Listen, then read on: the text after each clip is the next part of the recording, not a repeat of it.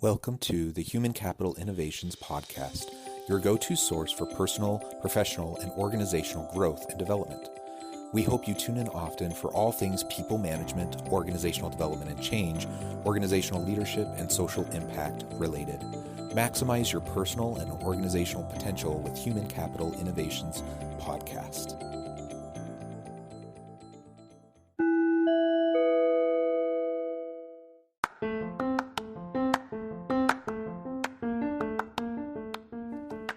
Welcome to the Human Capital Innovations Podcast. In this HCI podcast episode, I talk with Dave McEwen about resetting the vision for our organization and aligning our people around it.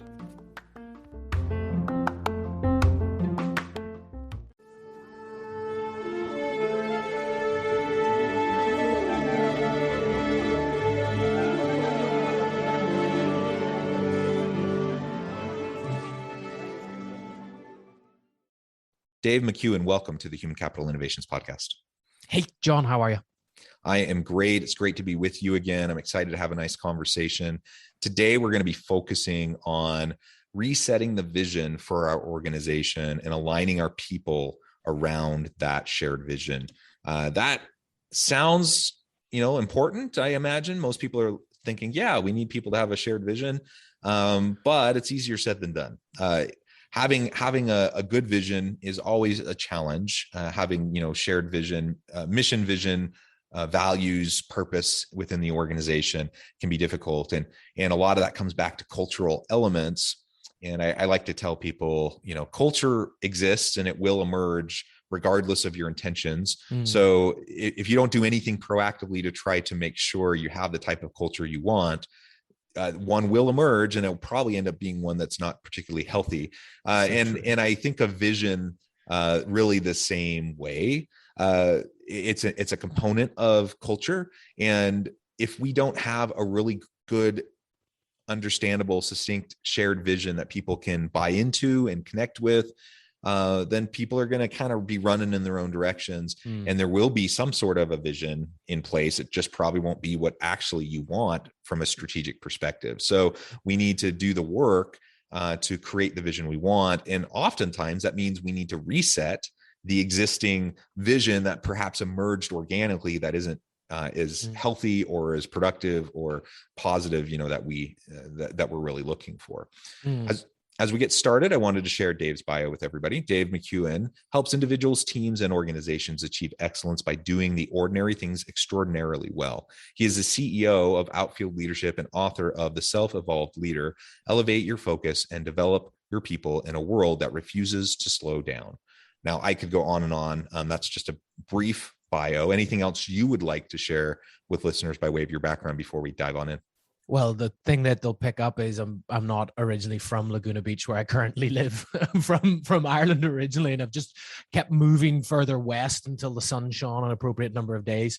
So if people don't understand what I'm saying, it's likely because of my my somewhat still there Northern Irish accent.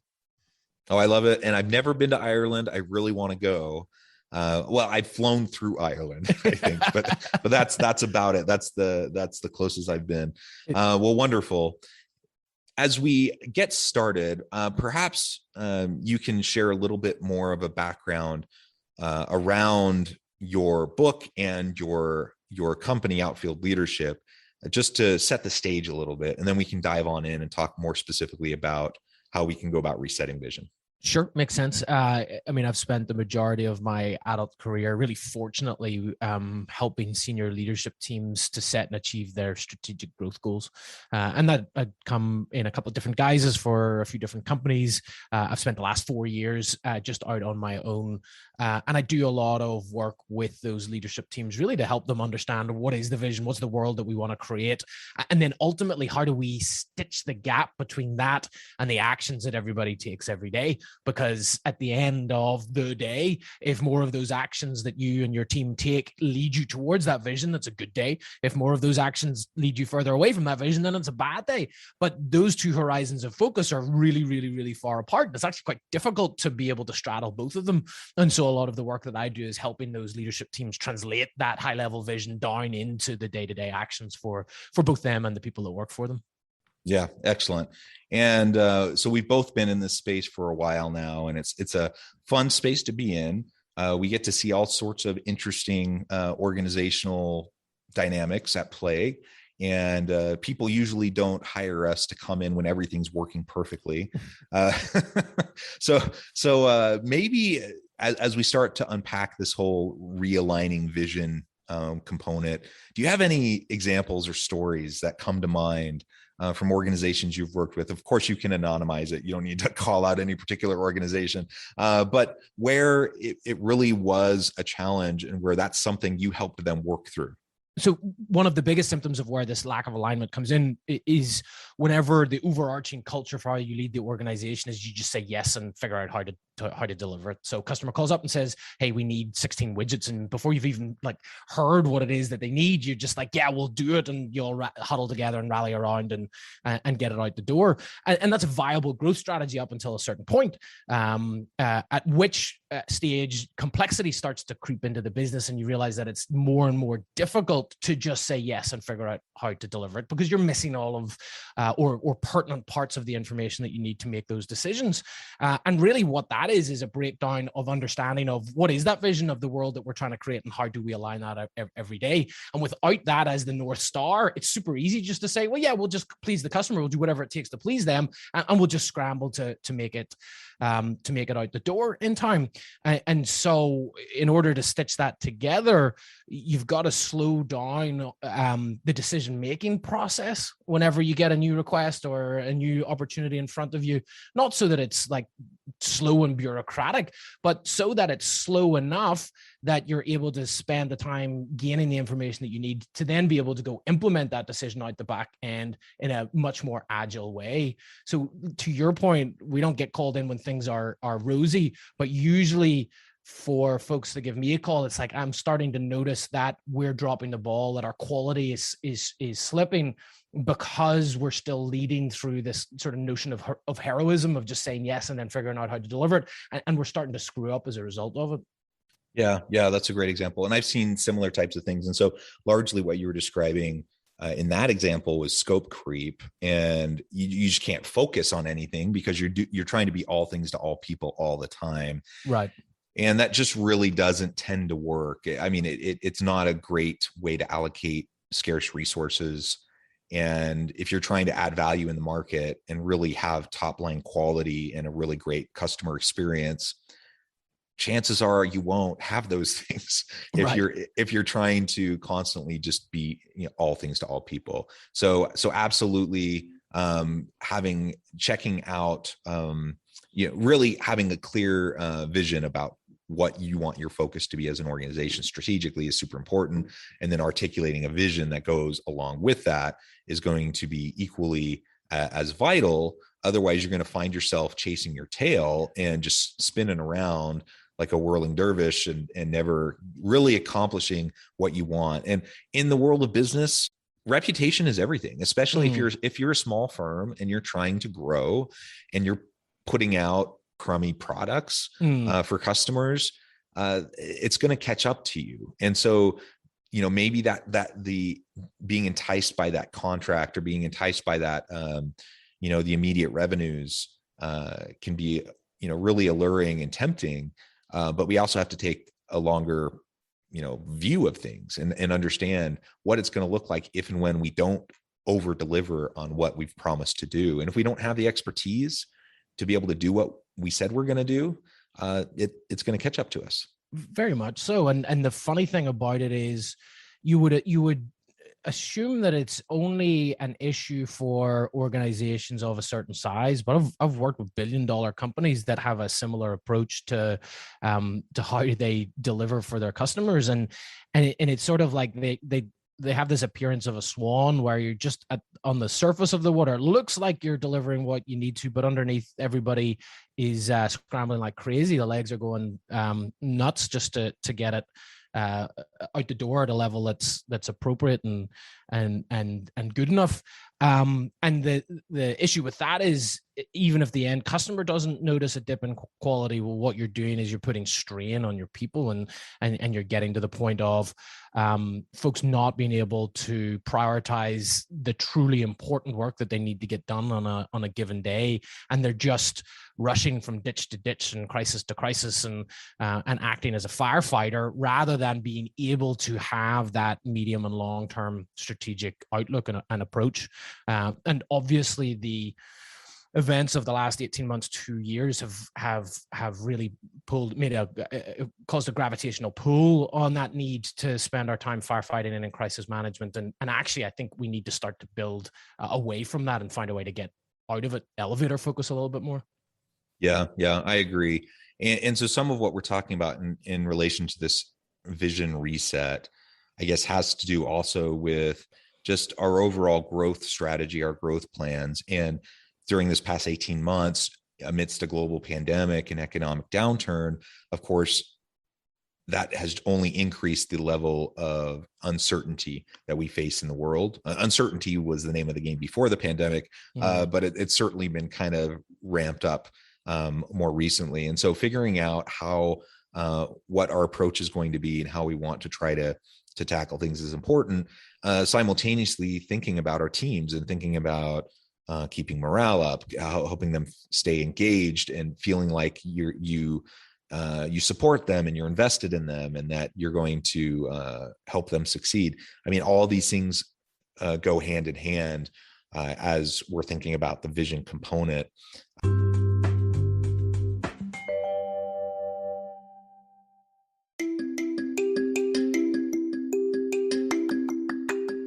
I'm excited to announce the publication of my new book from HCI Press, Bluer Than Indigo Leadership: The Journey of Becoming a Truly Remarkable Leader. Early in my adult life, I learned about an Asian proverb that translates as bluer than indigo.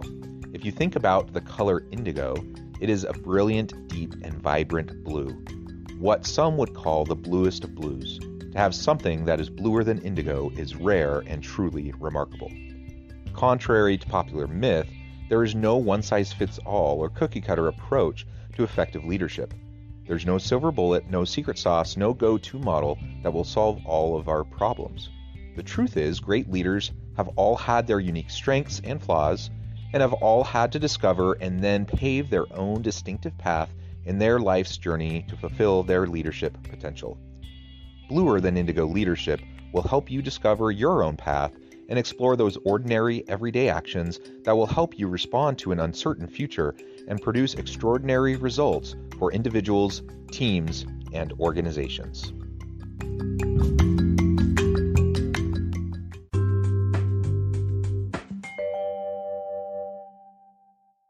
You go into an organization, they're having these sorts of challenges. They need to refocus. They need to re-articulate and get buy-in to a shared vision. How would you work with an organization to help start that realignment process?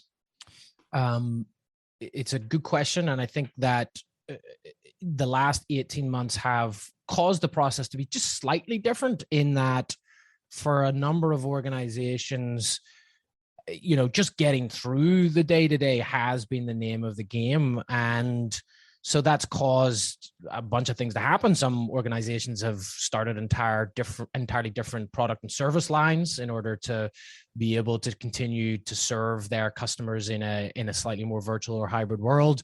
For some organizations, there have been a lot of things that had accreted over time before the pandemic that have now begun to have a light shined on them in terms of their inefficiencies. So there are a lot of processes that have emerged that, this was just the way we always did it. And maybe we need to shift and change that.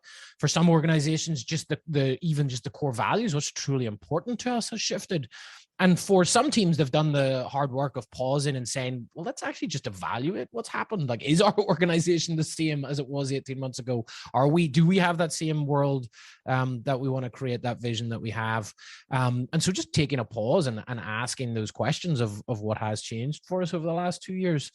The big shift, I think, that's also happening just in general in our organizations is this notion that the vision doesn't have to sit within any one leader. There are some leaders in our organizations for whom they are just inherently these very visionary people, and they have an absolute singular clarity for what it is that they want to create, and that's great for them, and it's a good North Star, and it's a good process to go through, so long as they don't abuse that vision.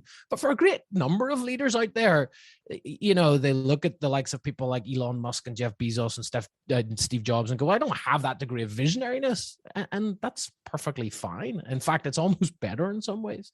And so when I talk about a shared vision, I actually talk about a process where the entire leadership team co-creates what the vision is, what the world that they want to create is, so that it doesn't just sit with any one person. Because the other problem with it sitting with any one person is you're personalizing the success of the organization. You're certainly personalizing the direction that it's going in. And if something were to happen to that one individual person, the vision of the organization is likely to go with them.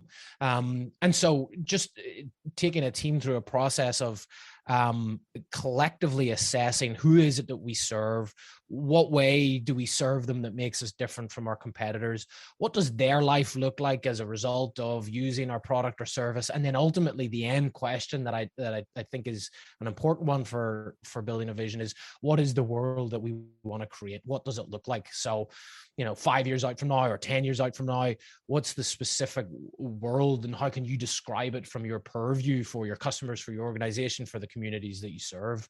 And that can take anywhere from a couple of hours to a day and a half to a couple of weeks long process, depending on the starting point of alignment from the team and their ability to kind of stitch all of that together. So it's a real high level process that I work through. Yeah, and certainly it ultimately depends on the organization, the size, the team you're dealing with, the level of reset that you're looking for. Yeah. If you're going for a relatively small tweak versus really a complete refocus and a reshift, obviously that's going to change the way you go about doing it. And just recognizing the need, as you said, this should be a shared process. This should be a collaborative process. If you hope to have more buy-in to this reset of vision, then of course people need to be involved in the process. Right. Otherwise, they're just going to feel like you're asserting this thing onto them. And people are understandably skeptical of those types of approaches. And that's often why, things like mission statements and vision statements have very little impact in a lot of organizations, because far too much money is spent to consulting companies to develop mission and vision statements that are completely unconnected to the leaders that are responsible for delivering it, to your point, it'll die if there's not that buy-in right from the start. And as I'm sure the hard work of driving a vision through the organization isn't actually in coming up with the statement, although that's part of it. It's what happens afterwards. It's the 18 to 24 to 36 months after you've got clarity around it, where communication and reinforcement comes into play. And if you want to avoid your nice little vision or mission statement getting filed away and binder heaven, the best thing that you can do is just communicate it until you feel physically sick of the thought of communicating it again. And again, you can't. It's a really tough starting point to do that if you don't have leaders that have been able to look each other in the eyes and go, okay, I agree that's what we're trying to build together. Yeah, I think that's right. So how do I go about encouraging my people to elevate their focus away from just the mundane day-to-day? Everyone has that stuff, that the urgent things that they're just trying to accomplish in their work day to day, but we need them to do that. We need them to be productive. We need them to get things done. But how do we help them to elevate that focus to being more of a long-term horizon strategic focus that connects with that shared vision? Well, first of all, we've got to help them see the risks of getting stuck in the day-to-day, which there are a couple of risks in there. Number one, typically we get stuck in the weeds of the day-to-day because we are leading through our own acts of heroism. So we live in this world where there's a whole bunch of really truly urgent things. We've given anybody permission to interrupt us at any time and assign whatever priority or level of urgency they want to it, which means that everybody's telling us that this is urgent. And so for a lot of leaders, this belief that, hey, if I can just deal with this and just get it off our plate for our team, we'll be able to concentrate on the important work. So they jump in and save the day or tell a team, what to do to solve a problem. And they're ultimately leading through these small acts of heroism, which may in the short term feel like you're moving the ball up the field, but actually in the long term, what you're doing is you're stripping empowerment, and you're building learned helplessness in your team. So eventually at some point, the team just stops thinking for themselves and they go, well, the boss is just going to tell me what to do or do it for me anyway, which then leads to their disempowerment and your frustration because you're the bottleneck. And, I have a many number of leaders have come to me and said, Dave, I used to have this really competent, really empowered, really accountable team. And now they just drop all of these problems at my door. What's going on here? To which my response is almost always, well, you've got to look in the mirror because you're at least, if not more than 50% of that equation. You look at the rewards of that. We move into that behavior because of our ego. We feel useful, valuable, needed, and also because we've been told all of our life that that's how a leader should show up. They got to be in the trenches with their people. They got to be jumping in to save the day.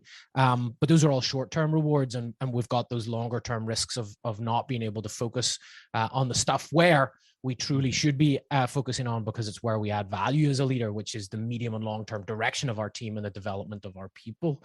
So just showing somebody that and saying, hey, I'm not getting the best that I can out of you as a leader, and you're not getting the best out of your team because you're too in the day-to-day and in the weeds. Do you want to try to make that transition?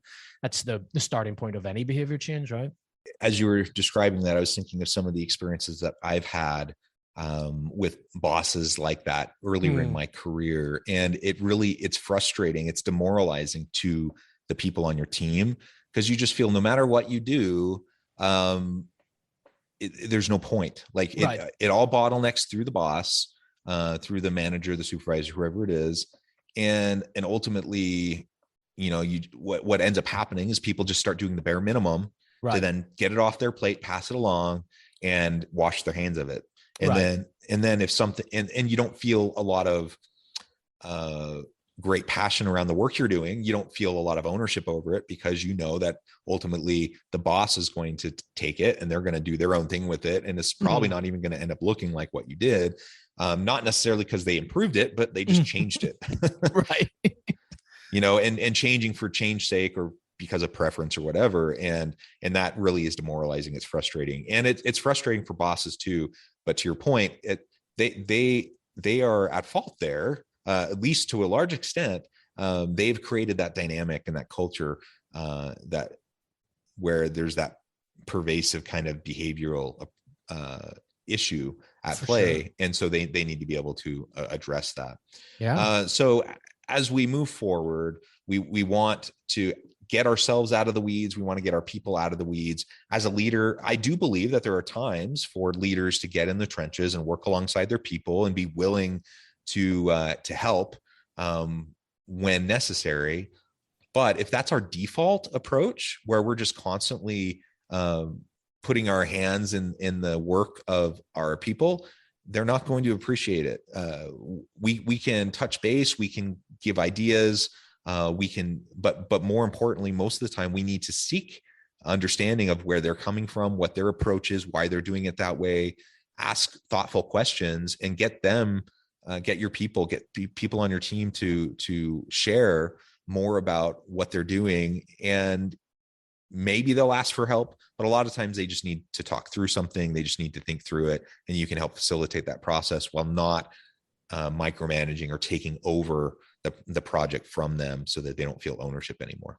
Yeah. And you're right. There are times whenever we do need to do it. I mean, crisis management is a perfect example of it. But the problem is two things. One, we create too many false crises in our organizations. And so we're like, well, I got to be involved because it's a crisis. Well, it's probably not a crisis. You're probably just making it a crisis. But the second thing is, it's about doing it, but doing it intentionally. So actually actively, looking your team in the eyes and saying, hey, this looks like it's an opportunity where it may be helpful if I were to get into the weeds with you and really help us out. Would that be helpful in this moment? And having them go, yeah, that'd be super helpful. Awesome. Okay, here's what we're going to do. I'm going to spend the next 2 days, the next 2 weeks, or the next 2 months, or heck, even the next 2 years, if that's how long it really is going to take. And this is going to be my focus. But here's the point at which, this is what we're trying to build towards. And here's the point at which I can then, remove my in the weeds focus and elevate a little bit more. That's ultimately, that's got to be your goal of where you're going towards.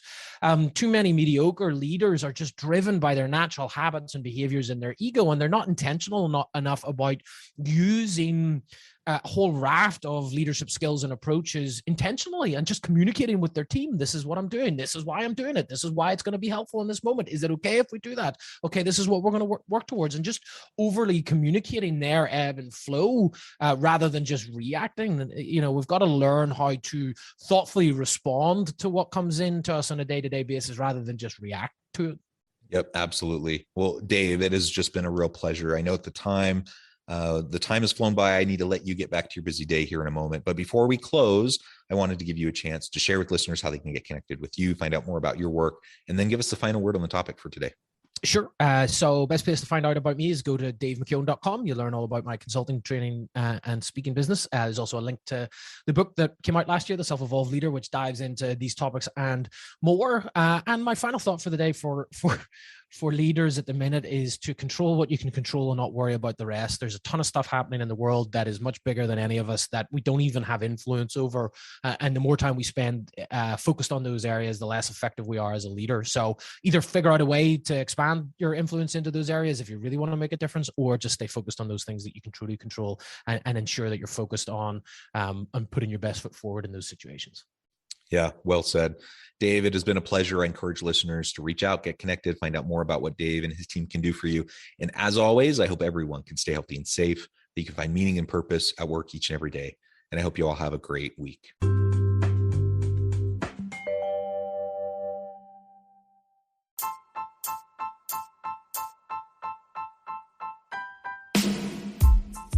The alchemy of truly remarkable leadership. Ordinary, everyday actions that produce extraordinary results. Consider how the nature of work has shifted over the past 50 years. With increased globalization, rapid technological advancement, and the shift in economic composition, the average job of today looks very different than the average job of 50 years ago. What will the jobs and organizations of tomorrow look like? Moreover, what does this all mean for organizational leaders?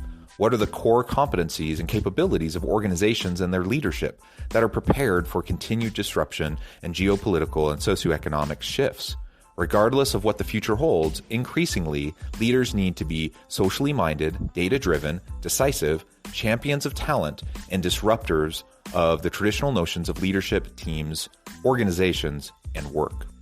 The alchemy of truly remarkable leadership will help you to explore your own leadership competencies and capabilities and consider ways to apply and implement them into your workplace and personal life.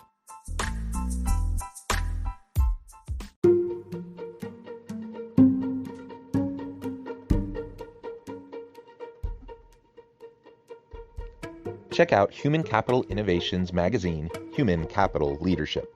Human Capital Leadership is a free, interactive e-magazine with the mission to help individuals, leaders, and organizations find innovative approaches to maximize their human capital potential. We publish issues quarterly in August, November, February, and May. Take a look at the latest issue and let us know what you think.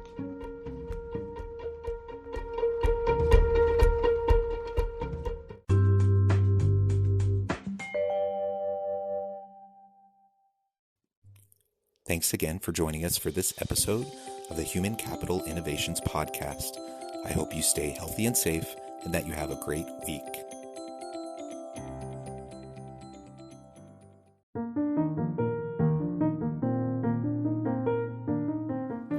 Check out our new weekly LinkedIn newsletter, Alchemizing Human Capital, exploring industry trends via original research and interviews with executives and thought leaders from across the globe. We look forward to having you join us.